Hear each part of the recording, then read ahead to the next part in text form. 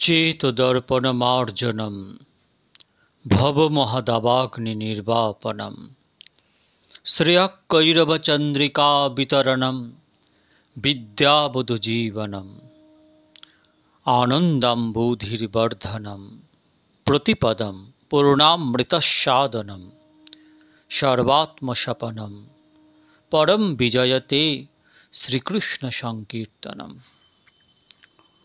ভক্তগণ, আস্বাদন করেছিলাম সনাতন শিক্ষা। সনাতন গোস্বামী স্বরগোস্বামীর প্রধান গোস্বামী, তিনি মহাপ্রভুকে 3টে প্রশ্ন করেছিলেন।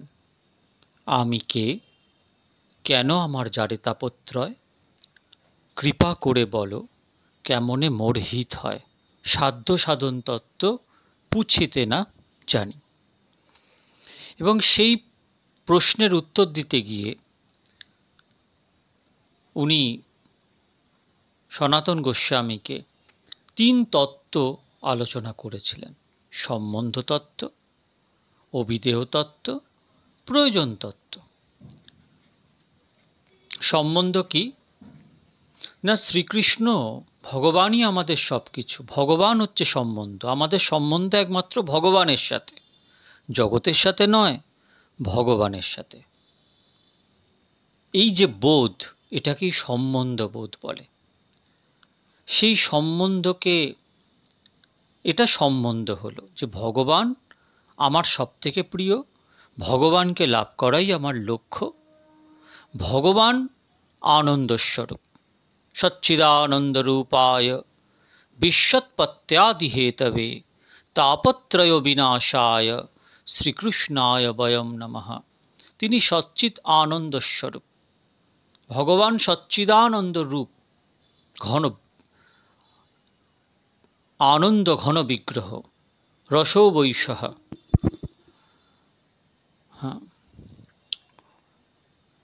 ভগবান আনন্দস্বরূপ।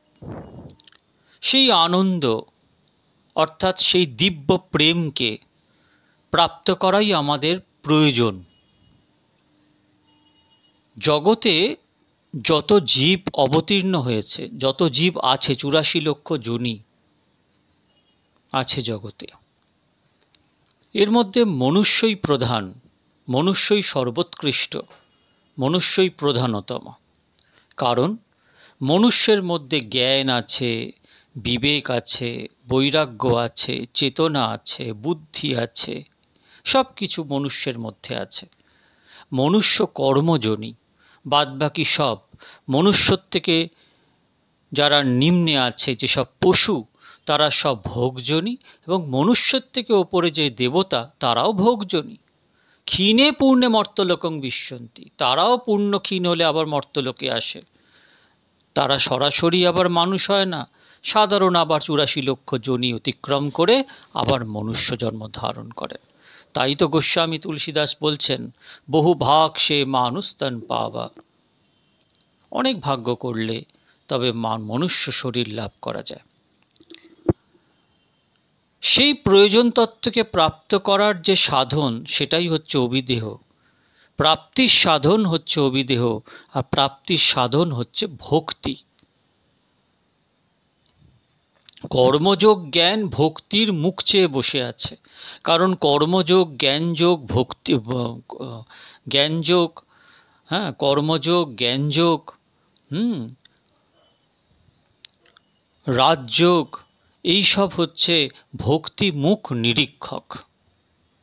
কর্মযোগ জ্ঞান, কর্মযোগ, রাজযোগ এবং জ্ঞানযোগ ভক্তিমুখ নিরীক্ষক। সে স্বতন্ত্র নয়, একমাত্র ভক্তি হচ্ছে স্বতন্ত্র।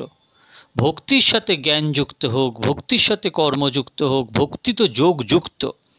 তাই ভক্তিকে যুক্ত থাকলেই তবেই তার পূর্ণতা আসবে। যখন কর্মের সাথে ভক্তি যুক্ত হয়, তখন কর্মামিশ্রা, কর্ম এবং ভক্তি যুক্ত, অর্থাৎ কর্মামিশ্রা ভক্তি, জ্ঞান মিশ্রা ভক্তি, যোগ মিশ্রা ভক্তি।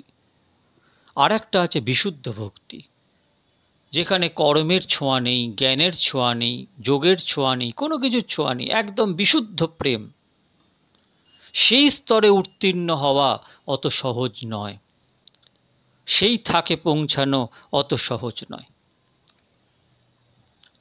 সনাতন গোস্বামীপাদ যে প্রয়োজন তত্ত্বের কথা বলেছেন এবং তার আগে তার প্রাপ্তির সাধন অভিদেহের কথা বলেছেন, সেটা ভক্তি, ভক্তির দ্বারাই তাকে পাওয়া যায়। কিন্তু এই যে ভক্তি, সেটা অভিদেয়, কিন্তু রাগানুগা ভক্তিটা কি? রাগানুগা ভক্তি কি? কৃষ্ণ প্রেম বস্তুটি হচ্ছে নিত্যসিদ্ধ। আমরা জানি যে নিত্যসিদ্ধ কৃষ্ণ প্রেম সাধ্য কবু নয়, শ্রবণাদ্যি শুদ্ধ চিত্তে করিয়েও দেয়।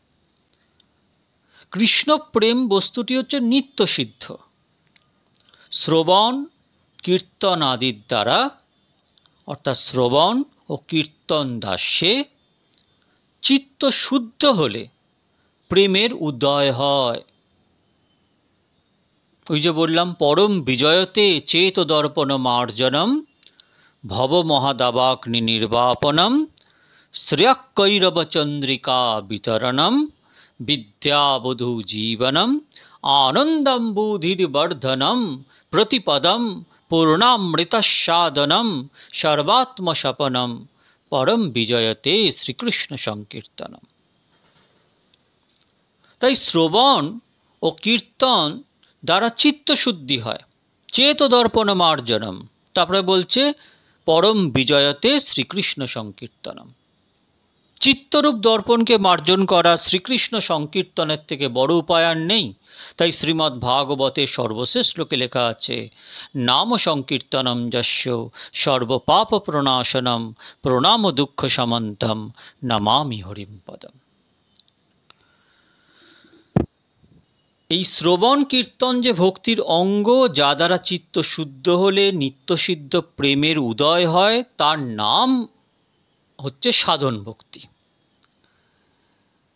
এই যে সাধন ভক্তি, এটাকে আমরা দুভাগে ভাগ করব। একটা হচ্ছে বৈদী সাধন ভক্তি আর রাগানুগা সাধন ভক্তি। শ্রীকৃষ্ণের দুটি গুণ আছে, ঐশ্বর্য মাধুর্য। বৈদিক ভক্তগণের ভক্তি শ্রীকৃষ্ণের ঐশ্বর্য জ্ঞানযুক্ত। শ্রীকৃষ্ণ শ্রেষ্ঠ, সব থেকে শ্রেষ্ঠ হচ্ছে শ্রীকৃষ্ণ। এতে চাংশ কলা পুংস কৃষ্ণস্তু ভগবান স্বয়ং ইন্দ্রারি ব্যাকুলম লোকে মৃরয়ন্তি চ যুগে যুগে ঈশ্বরো পরম কৃষ্ণ সচ্চিদানন্দ বিগ্রহ অনাদিরাদি গোবিন্দ সর্বকারণ কারণম। শ্রীকৃষ্ণ শ্রেষ্ঠ। এতে চাংশ কলা পুংস কৃষ্ণস্তু ভগবান স্বয়ং, এই শ্লোক ভাগবতে আছে, ভাগবতের।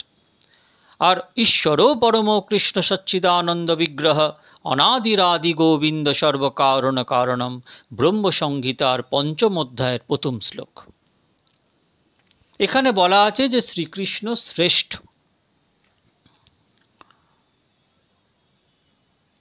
আর রাগানুগা ভক্তের যে ভক্তি, শ্রীকৃষ্ণ মাধুর্য জ্ঞানযুক্ত। শ্রীকৃষ্ণ শ্রেষ্ঠ এই অনুভবযুক্ত বৈদিক ভক্তির উৎস শাস্ত্রবিধি। শাস্ত্রেতে লেখা আছে, ভাগবত এই আছে, ব্রহ্মসংহিতায় এই আছে। শাস্ত্রের বিভিন্ন রকম বিশ্লেষণের দ্বারা, সিদ্ধান্তের দ্বারা প্রমাণিত হয় যে ভগবান শ্রীকৃষ্ণই হচ্ছে স্বয়ং ভগবান এবং যার থেকে সব উৎপন্ন হচ্ছে। এটা হচ্ছে শাস্ত্রবিধি।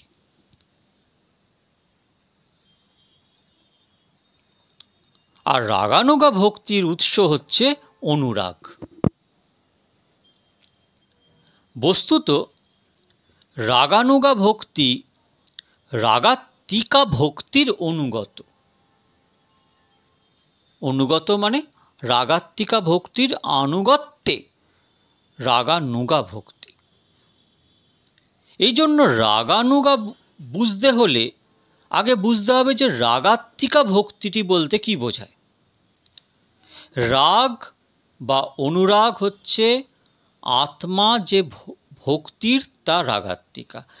রাগাত্মিকা ভক্তি রাগ অর্থাৎ গাঢ় প্রীতি দ্বারাই গঠিত। একমাত্র ব্রজজনই এই ভক্তির অধিকারী। ব্রজজন বলতে শ্রীকৃষ্ণের স্বরূপ শক্তির বিলাসস্বরূপ নিত্য পরিকরগণকে বোঝায়। রাগাত্মিকা ভক্তির লক্ষণে শ্রীরূপ লিখেছেন, ইষ্টে সারসিকো রাগ পরমাবিষ্ঠতা ভবেৎ তন্ময়ী যা ভবেদ ভক্তি শাস্ত্র রাগাত্মিকোদিতা। রাগ শব্দের অর্থ ইষ্ট বস্তুতে প্রগাঢ় তৃষ্ণা। সারসিক শব্দের দুটি অর্থ। এক অর্থ স্বাভাবিক, অর্থাৎ যার কোনো হেতু নেই, যার নিত্যসিদ্ধ এবং কোনো কারণে যার উৎপত্তি হয়নি। সারসিক শব্দের আর এক অর্থ যার যে রস সেই রস সম্বন্ধী, সেই রসচিত। ইষ্ট অর্থ অভীষ্ট, অতএব অভীষ্ট জনের প্রতি নিত্যসিদ্ধ ব্রজপরিকরগণের যে স্বাভাবিক এবং রসনোচিত প্রগাঢ় তৃষ্ণা, যে তৃষ্ণার ফলে অভীষ্ট বস্তুতে হয় পরম তন্ময়তা। নিজেকে না ভুলে গেলে সম্পূর্ণ আত্মহারা অবস্থার নাম হচ্ছে রাগাত্মিকা। আর প্রেমময়ী তৃষ্ণা যে ভক্তির প্রাণ, তা রাগাত্মিকা ভক্তি। আমি পূর্বেই বলেছি যে ভক্তি হচ্ছে অভিধেয় তত্ত্ব, কিন্তু ভক্তি একমাত্র স্বতন্ত্র, কর্মযোগ জ্ঞান স্বতন্ত্র নয়। কর্মযোগ জ্ঞান হচ্ছে স্বতন্ত্র নয়, পরতন্ত্র। ভক্তি মুখ নিরীক্ষক কর্মযোগ জ্ঞান চৈতন্য চরিতামৃতে আছে। কারণ ভক্তির সাথে কর্ম, ভক্তির সাথে জ্ঞান, ভক্তির সাথে যোগ যুক্ত হয়ে একটা অভিধেয় তত্ত্ব ভক্তির জ্ঞান, যার দ্বারা লাভ করা যায়। কিন্তু এই যে রাগাত্মিকা ভক্তি, এর মধ্যে কোনো রকম মিশ্রণ নেই। এ একদম পিওর, একদম নিজেকে ভুলে যাওয়া, নিজেকেই ভুলে যাওয়া, সেই অবস্থা, সেই প্রেমের যে অবস্থা, সেই অবস্থার নাম রাগাত্মিকা ভক্তি। রাগাত্মিকা ভক্তিও আবার দু রকমের, একটা সম্বন্ধরূপা আর একটা কামরূপা। সম্বন্ধরূপা মানে যাদের অনুরাগের মূলে আমি পিতা, আমি মাতা, আমি সখা, এইরূপ একটা সম্বন্ধের অভিমান আছে, তা সেটা ভক্তি হলো, সেটা ভক্তি সম্বন্ধরূপা। যেমন আমরা ব্রজজনদের দেখি, যেমন নন্দ, যশোদা, শ্রীদাম আদি। আর যাদের অনুরাগের মূলে কোনো সম্বন্ধ নেই, কেবল কৃষ্ণকে সুখী করবার একটি দুর্দমনীয় বাসনা আছে, তাই হচ্ছে কামরূপা। যেমন শ্রী রাধা, ললিতা, বিশাখা আদি। এদের যে শ্রীকৃষ্ণকে কান্ত ভাব, তা প্রেম হতে জন্মেছে। প্রেম তাদেরকে কৃষ্ণে কান্তস্বরূপ ভাবনা করায়। কান্ত বলে প্রেম জন্মায়নি, এইরূপ হয়েছে দ্বারকার মহিষীদের। তাদের ভক্তিও রাগাত্মিকা, কিন্তু সম্বন্ধরূপা। দ্বারকার যে মহিষীগণ আছে, জাম্ববতী, সত্যভামা, রূপকিনী, এনারা কিন্তু এই বোধটা আছে যে তারা শ্রীকৃষ্ণের পত্নী, পাঠরানী, এই বোধটা আছে। গোপীদের সেটা নেই, তারা সব ভুলে গেছে। সব কিছু না ভুললে তো তাকে পাওয়া যায় না। সব কিছু ধরে থেকে কি তাকে পাওয়া যায়? কখনোই পাওয়া যায় না। সব কিছু ত্যাগ করে, মন থেকে ত্যাগ করে, সব কিছু মন থেকে ত্যাগ করে তাকে পাওয়ার একটা যে তীব্র বাসনা, এবং সেই বাসনা স্ফূর্তিরূপ যা তন্ময়তা, প্রীতি, তাই হচ্ছে রাগাত্মিকা ভক্তি।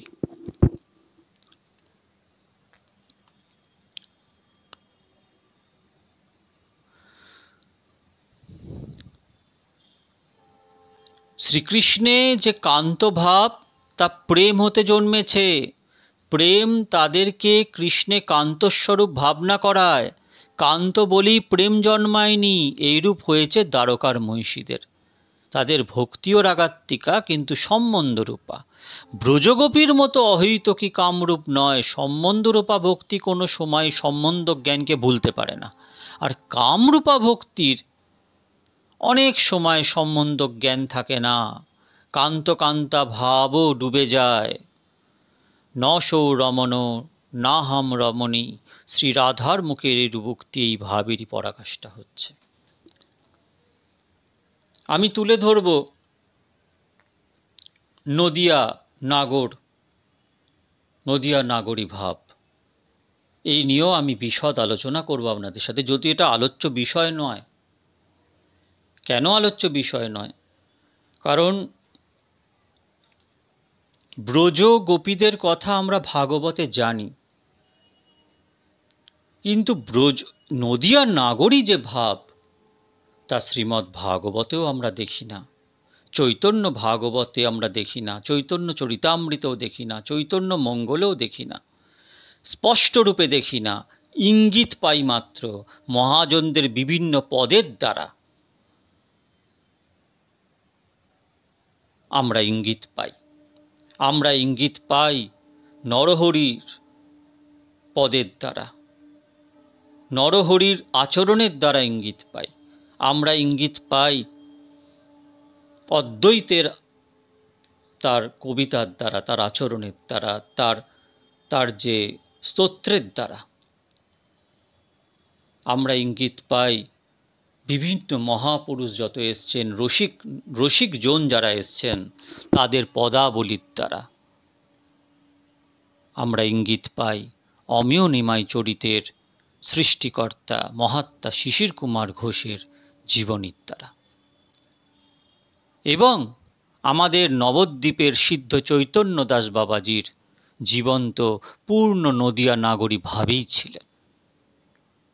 যখন আমি সিদ্ধ চৈতন্য দাস বাবাজির জীবনী বলেছিলাম, সেখানে আমি স্পষ্টরূপে বলেছিলাম, আমার ভজন হলো সারা, আমার সাধন হলো সারা, নদের চাঁদের কান্তা আমি, কান্ত আমার গোড়া। এই যে নদিয়া নাগরী ভাব, এটা এত গুপ্ত, এত গুপ্ত, এত গুপ্ত যে এর ভাব যারা ভাবান্বিত হয়েছে, তার থেকে উৎকৃষ্টতম জগতে আর কিছু নেই। কারণ গৌরাঙ্গ সুন্দর হচ্ছেন ব্রজের পরিণতি, মহারাসের পরিণতির স্বরূপ আমার গৌরাঙ্গ সুন্দর, সর্ব আদি সর্ব অংশী বীজস্বরূপ। তাই তো হরিদাস ঠাকুর বলেছিলেন, গৌরাঙ্গের চরিত্র কোটি সমুদ্র গম্ভীর। বড় বাবাজি মহারাজ বলছেন একদিন আলোচনার মাধ্যমে যে শ্রীকৃষ্ণ লীলা কেমন জানিস? রাধাকৃষ্ণ লীলা হচ্ছে একটা বিশাল সমুদ্র, তার উপর ভাসমান জাহাজ। আর গৌর লীলা হচ্ছে সেই সমুদ্রের একদম নিচে পড়ে থাকা একটা বীজ। তখন সখীমা বললেন, জানলাটা পাশের ঘর থেকে খুলে বলেন, আর গুরুলীলা? তখন বললে, তলিয়ে গেলে গুরুলীলা। জীব যখন তলিয়ে যায়, যখন তার জ্ঞান থাকে না, অভিমানে অহংকারে মদমত্ত হয়ে ক্রমাগত খাদের দিকে তলিয়ে যাচ্ছে, তখন গুরুই কৃপা করে টেনে এনে তাকে উদ্ধার করে। তাই গুরুলীলার মাধুর্য অপরিসীম। সুতরাং নদিয়া নাগরী ভাব আজকে আলোচ্য বিষয় নয়, কারণ নদিয়া নাগরী ভাবকে নিয়ে বলতে গেলে শেষ করা যাবে না। কারণ নদিয়া নাগরী ভাব হচ্ছে অতি গুপ্ত এবং পরম গুপ্ত ভাব। সেখানে সব কিছু একটু আলাদা আলাদা, অনেক কৃপা ছাড়া বুঝতে পারা যায় না। কিন্তু বুঝতে কি পারা যায় ব্রজের কথা, ব্রজের ভাব, ব্রজকে কে বোঝে? কেউ বোঝে না। সেই বোঝে যার ওপর কৃপা আসবে। ভগবৎ কৃপা ছাড়া এই পথে যাওয়া যায় না। এই যে কান্তা ভাব, এই যে গোপী ভাব, এটা কি করে সম্ভব বোঝা? কলির মানুষের, সাধারণ মানুষ এটা কি করে বুঝবে? তাই একমাত্র নামাশ্রয় করতে করতে আমরা সেখানে পৌঁছাতে পারি। তাহলে কি পারবো না পৌঁছাতে? আমরা কি তাহলে ব্রজের যে নিগুড় লীলা আস্বাদন করতে পারবো না কলিহত জীব বলে? অবশ্যই পারবো। তাই নরোত্তম ঠাকুর বলছেন, নিতাই পদ কমল কোটিচন্দ্র সুশীতল, যে ছায়ায় জগৎ চূড়ায়। হেন নিতাই বিনে ভাই রাধাকৃষ্ণ পাইতে নাই, তাই দৃঢ় করি ধর নিতাই পায়। সে সম্বন্ধ নাহি যার, বৃথা জন্ম গেল তার, সেই পশু বড় দুরাচার, নিতাই না বলিল মুখে, মজিল সংসার কূপে। বিদ্যা কুলে কি করিবে তার, অহংকারে মত্ত হইয়া নিতাই পদ পাশরিয়া, অসত্যেরে সত্য করি মানি, নিতাই করুণা হবে, ব্রজে রাধা কৃষ্ণ পাবে। তাই নিতাই ধর নিতাই চরণ দুখানি, নিতাই চরণ সত্য, তাহার সেবক নিত্য, নিতাই পদ সদা কর আস, নরোত্তম বড় দুঃখী, নিতাই মোরে কর সুখী, রাখো রাঙ্গা চরণের পাশ। নিত্যানন্দ কৃপা করবেন, কলির মানুষের সাধ্য নেই যে সেই ব্রজের সেই নিগুড় রসকে আস্বাদন করবে, যোগ্যতা নেই। কলির মানুষের যোগ্যতা নেই নামকে, সেই যে দিব্য নাম, ভগবানের যে দিব্য নাম। মহাপ্রভু বলছেন, নাম নামকারী বহুধা নিজ সর্বশক্তি, স্তোত্রার্পিত নিয়মিত শরণে না কাল, এতাদৃশী তব কৃপা ভগবান মামাপি দুর্দৈব তব মিয়াজনানুরাগ। ভগবান সেই নাম, নামই ভগবান হয়েছেন, ভগবান নাম হয়েছেন, নাম রূপে উনি বিরাজ করছেন সর্বশক্তি নিয়ে। স্তোত্রার্পিত নিয়মিত শরণে না কালো, সেই নামের মধ্যে কোনো নিয়ম নেই। এবং সেই নাম যদি সর্বদা নিতে পারে, তাহলে এতাদৃশী তব কৃপা ভগবান মামাপি দুর্দৈব তব মিয়াজুরি। এই নাম নিলেই মানুষ সেই জায়গায় পৌঁছাবে। পূজ্যপাদ বাবাজি মহারাজ, নামাচার্য বাবাজি মহারাজ, রামদাস বাবাজি মহারাজ তার কীর্তনের আখরে বলছেন, পরিপূর্ণ কৃষ্ণ প্রাপ্তি করিতে এই নাম বইয়ার সাধন নেই রে ভাই। মানে হরে কৃষ্ণ মহামন্ত্রের কথা বলেছেন, এই নাম বইয়ার সাধন নেই রে ভাই। তাহলে মহামন্ত্র জপের দ্বারা, স্মরণযুক্ত জপের দ্বারা আমরা সেই পরিপূর্ণ কৃষ্ণকে লাভ করতে পারি। কৃষ্ণ পরিপূর্ণতম কোথায় হয়েছে? দ্বারকাতে উনি পূর্ণ, মথুরাতে পূর্ণতর, আর ব্রজে পূর্ণতম। আর একটু এগিয়ে বলি, কুরুক্ষেত্রে উনি পূর্ণ, ব্রজে উনি পূর্ণতর, আর পূর্ণতম হচ্ছে আমাদের নদিয়ার মাঠে। আমার গৌরাঙ্গ যদি না আসতেন, তাহলে সেই পূর্ণতমত্বের আস্বাদ কে দিত? কে পেরেছিল এই পঞ্চম পুরুষার্থ যে কৃষ্ণ প্রেম, যেটা সাধ্য নয়, সেই গুরু পঞ্চম পুরুষার্থ কৃষ্ণ প্রেম যা কোনো অবস্থায় কেউ দিতে পারেনি, তা হেলায় দান করেছে। শুধু মনুষ্যকে নয়, পশুদেরও দান করে দিয়েছে। এহেন অবতার ভালো, হেন অবতার ভালো, এই রকম অবতার না ভূত না ভবিষ্যতি। তাই ভগবানের যে মাধুর্যগণ বিগ্রহ যদি পরিপূর্ণতম রূপে কোথায় প্রকট হয়ে থাকেন, তা আমার নদিয়ার মাঠে, আমার গৌরাঙ্গ সুন্দর রূপে। যাই হোক, ব্রজবাসীগণের এই প্রেমের কথা শুনে যদি কারোর এটা পাবার লোভ জন্মায়, তাহলে বুঝতে হবে অবশ্যই তার সৌভাগ্যের উদয় হয়েছে।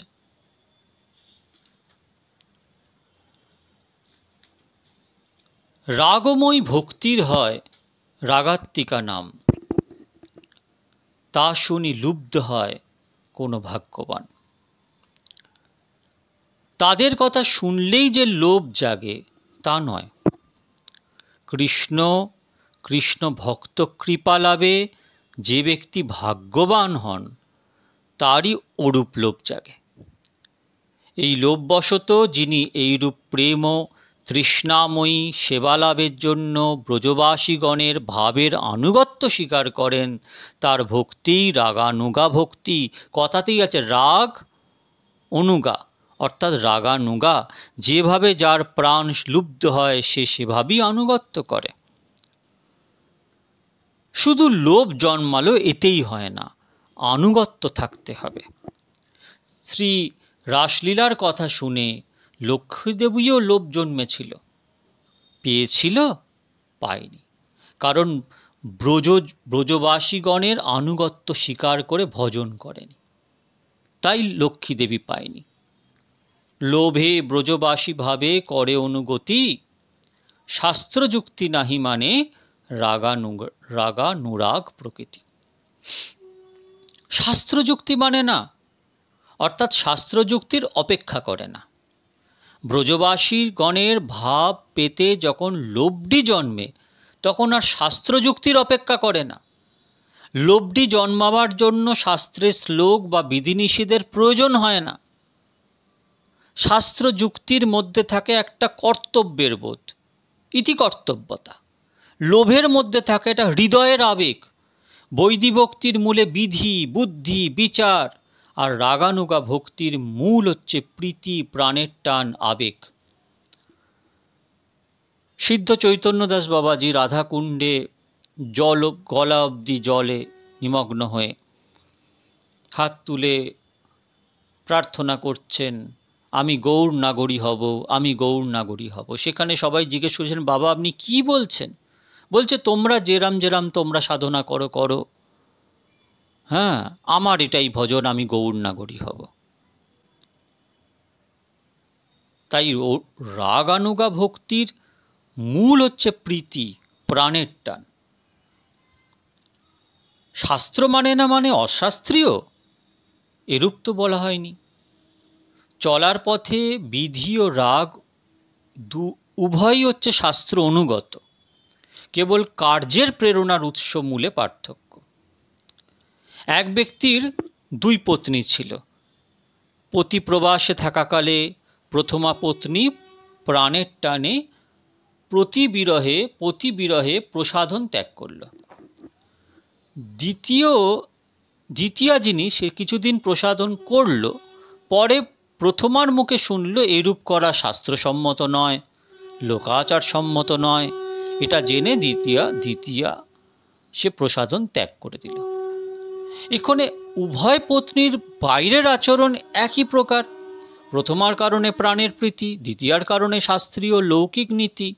শ্রী চক্রবর্তীপাদ মানে বিশ্বনাথ চক্রবর্তীপাদ বলছেন, লোভ প্রবর্তিতং বিধিমার্গেণ সেবনং রাগমার্গ, বিধি প্রবর্তিতং বিধিমার্গেণ সেবনং বিধিমার্গ ইতি। রাগানুগার লক্ষণ বলা হলো, এখন সাধন বলা হচ্ছে। বাহ্য অন্তর এর দ্বৈত সাধন। বাহ্য সাধক দেহে করে শ্রবণ কীর্তন। বাহ্যে সাধক দেহে নববিধা ভক্তির আচরণ করে। শ্রবণং কীর্তনম বিষ্ণু স্মরণম পাদসেবনম অর্চনম বন্দনম দাস্যম সক্ষমাত্মনিবেদনম, এই হচ্ছে নববিধা ভক্তি। বিধিমার্গে যে 64 অঙ্গ বা সংক্ষেপে পঞ্চাঙ্গ সাধনের কথা বলা হয়েছে, রাগমার্গে তা থাকবে, রাগমার্গেও তা থাকবে। কি কি বলা হয়েছিল? একটা হচ্ছে সাধুসঙ্গ, নাম সংকীর্তন, ভাগবত শ্রবণ, মথুরাবাস ও শ্রীমূর্তির শ্রদ্ধায় সেবন। এই পঞ্চ অঙ্গ, 64 অঙ্গের মধ্যেও পঞ্চ অঙ্গ।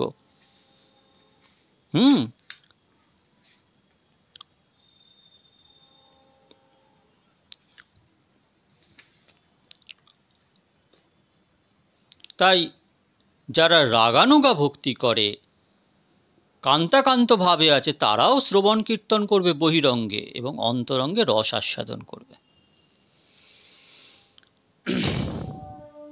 যারা ব্রজের ছোঁয়ায় আছে, ব্রজের দিকে আছে, তারা গুরু নির্দিষ্ট পথে মঞ্জরীর দাসী রূপে নিজেকে ভাবনা চিন্তা করে গুরুরূপা মঞ্জরীর আনুগত্যময়ী সেবা রাত দিন মানসে করতে হবে। রঘুনাথ দাসকে মহাপ্রভু বলেননি, গ্রাম্য কথা না বলিবে, গ্রাম্য কথা না শুনিবে, ভালো না খাইবে, ভালো না পড়িবে, অমানি মানদ হইয়া কৃষ্ণ নাম সদা লবে, ব্রজে রাধা কৃষ্ণ সেবা মানসে করিবে। তাহলে বহিরঙ্গে কৃষ্ণ নাম সদা লবে, আর অন্তরঙ্গে মনে হচ্ছে রাধা কৃষ্ণ সেবা মানসে করবে।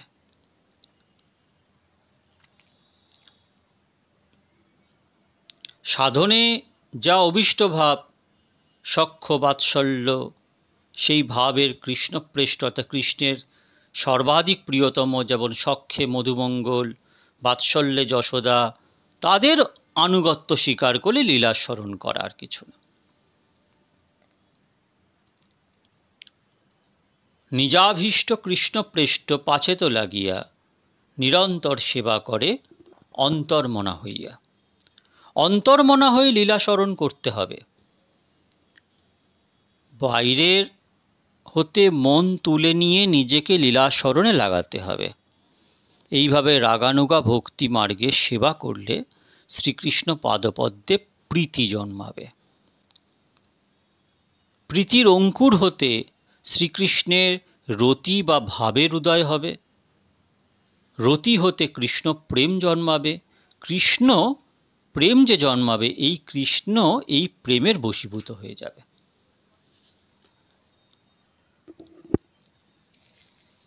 নদিয়া লীলাতে নিত্যানন্দের আনুগত্য। নাগর নিতাই, নাগরী নিতাই, বৃন্দাবন দাস ঠাকুর তো বলে গেছেন।